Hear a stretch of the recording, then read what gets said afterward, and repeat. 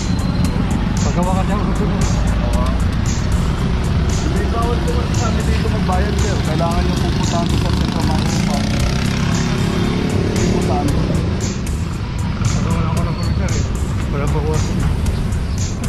Pero hindi po natin kailangan ng warning sir. Alam yung bawal tayo dito. Dapat hindi nyo pinapabayaan.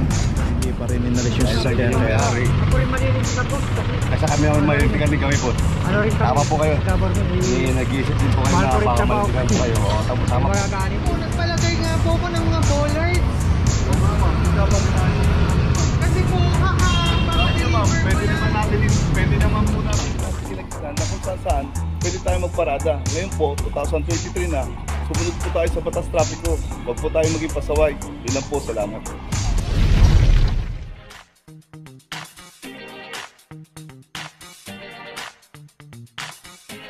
Papajo TV!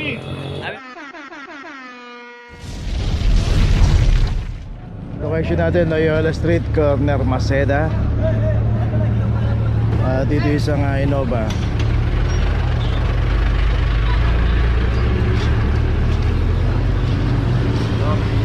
Number 002. Dito mahilig silang pumarada rito, kaya pagka nadaanan dito, ayun, naghahabol. ipinara ko na dito. Pwede na ako pumunta sa Bayaran. paggawa ka niya. Hindi bawal ko sa amin dito magbayad sir. Kailangan yung pupuntahan ko sa Central Market Park. Hindi po sa amin. Paggawa ako ng komisar eh. Wala pa kuha. Sir, hindi po natin kailangan ng warning sir. Alam yung bawal tayo dito. Dapat hindi nyo pinapabayaan. Nahanap pa namin yung driver dito. Wala dito magandang tao sir. Ha? Puntahan nyo na lang po sa Central sir. Doon na lang tayo magbayad. Tayo sir, dito. Hindi sir, Central Marketing Pounding po. Sa Central Marketing Pounding, Quezon Boulevard, Quiapo, Manila. Doon po ang tubusan niya sir.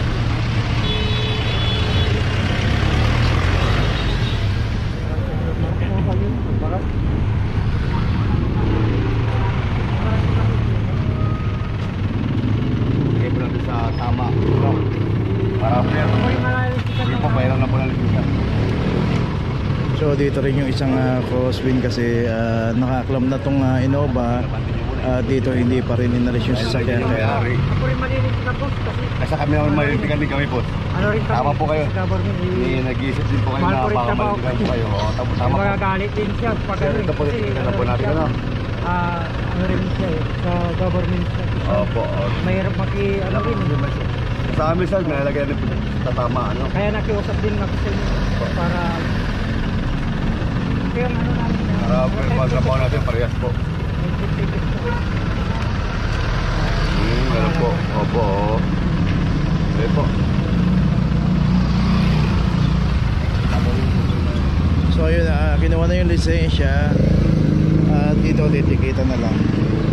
At dito nga po kasi pagka kagaya niya meron ng naklam at si kuya inaantay niya ata yung boss niya, taga-gobyerno din daw, kaso yun nga inabutan ng clamping dito, pinapalis at hindi nga makalis. At yun nga, baka raw pagalitan siya ng amo niya, boss niya na taga-gobyerno. Yun nga lang, nasakripisyo yung kanyang lisensya rito, na imbis na hindi naman siya mahuhuli o hindi siya matitikitan na natikitan, nasabay siya rito sa isang naklam din dito na Innova.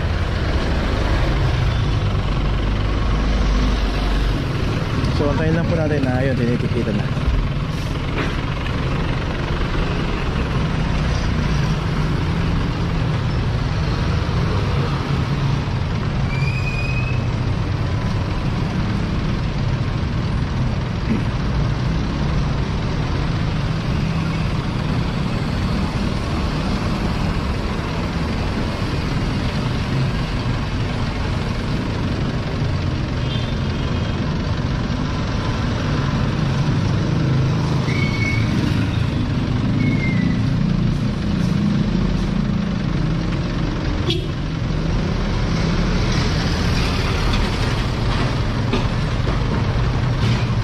yan, Jay.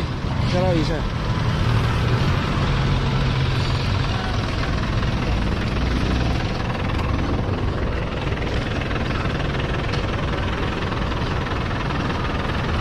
Iba plate number nakalagay sir?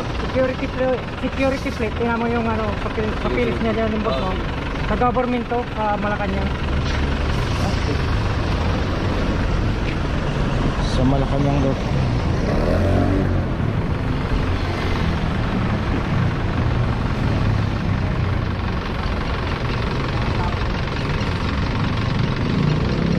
Kasi ba ang pumunta doon? Pwede po dito? Pwede na sir. Violation na. Sir, ticket na para magamit yung buti mo. 2,000 yan sir, baka tinikitan po kayo. 2,000 raw. 900 lang yan sir. Pagpunta nyo. Ako ng gano'n. Bakit para...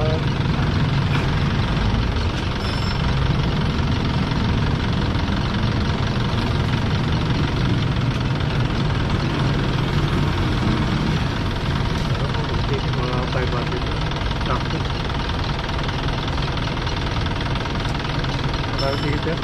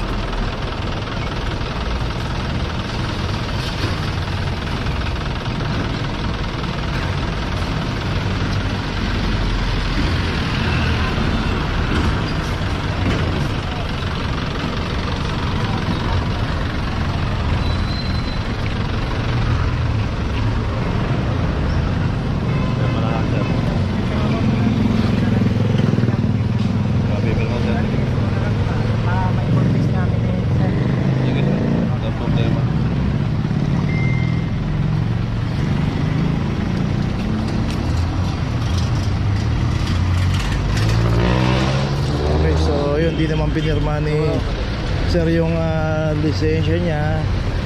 So pwede naman yun, nga lang i-note na lang doon. At yung babayaran nyo sa online, da-download nyo yung Go Manila, or pwede rin siya pumunta sa City Hall para magbayad. At meron naman pa siya doon. Location natin, Dapitan Street, corner Ibarra. At dito naman yung isang Ford Ranger ang anak lang dito. Ito naka-hazard pa, no? Pero dito yung pinaradahan niya, merong sige sir, ingat sir, ingat. Dito may dalawang driveway ang hinarangan niya rito. Pero kung taga rito man siya, sana pinasok na lang sa loob ng garahe yung sasakyan para hindi na naka-obstruct dito. At just in case na madaanan po ng clamping operation, hindi po makaklamp. So kaya po naklap yung isang Ranger na naka-hazard pa, wala po kasing driver.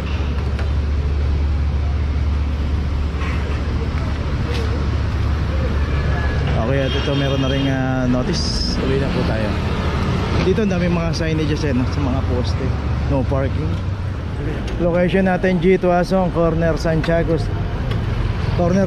Street. Dito may isang Bios na naklamp dito, wala rin driver. At dito na lang iniwan sa kalsada. At dito nga makikita natin isang mall dito.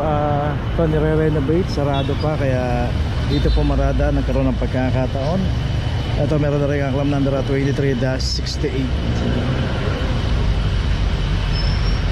So yung pagkapaparada po tayo, iiwan natin yung ating mga sasakyan.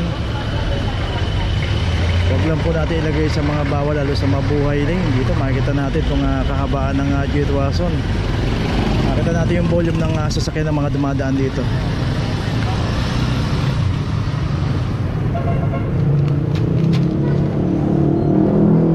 Okay, dito meron na rin notice. Tuloy na po tayo. Location natin, Dapitan Street, corner Maria Cristina. At dito na may isang Ford Escape ang naklam dito. Clam number 2367. Dito nakabalagbag sa bangketa. At ito wala rin driver.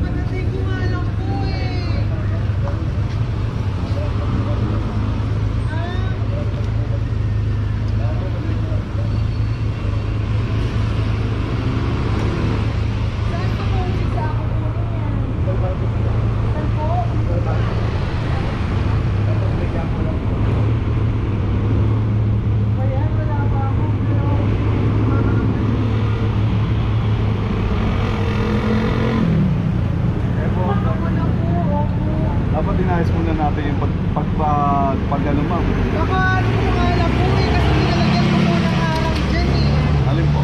Ayan po, nagpalagay nga po ako ng mga bollards. Oo nga ma'am, dapat inayos muna natin. Kasi po, Okay ma'am, pwede naman po natin na bago tayo magparada sa bahay. Ang tamang parada po kasi 6 meters na lang from the corner. wala po, wala man lang warning, nandito lang ako. Ay ma'am, Di ba sir, dapat 5 minutes prior? sa planting po ma'am, basta tasabahan muna natin mga ano ma'am. Wala po tayong oras sa clamping ma'am. Opo. Pangalawa, ito mas ang dapitan is mabuhay din. Oo. Nasa sidewalk tayo. Kaya kailangan muna na. wala Wala yung po ma'am, 5 wala. minutes na Wala yun. ma'am, wala. Wala tayong oras na ganun. Okay, tuloy na po tayo.